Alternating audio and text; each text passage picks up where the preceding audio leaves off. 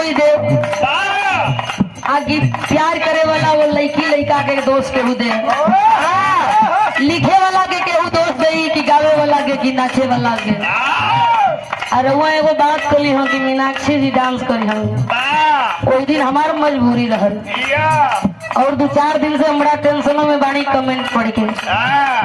चूंकि चाहे वाला लोग जब कमेंट करेलन कि ये आपको शोभा नहीं देता है तो बड़ा दिल दुखी होला। वहाँ कुछ लोगों की मजबूरी रहा, थोड़ा बहुत खेल जरूरी हो गई, लेकिन हमारी कान धले लड़की कहत रहल भगवान से इतना सुघर काहे बना देला, कितनी नौछटिया मरे जिए का तैयार हो गई।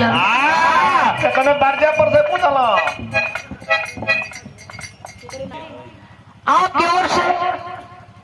यह सागर 500 रुपया दे करके सम्मान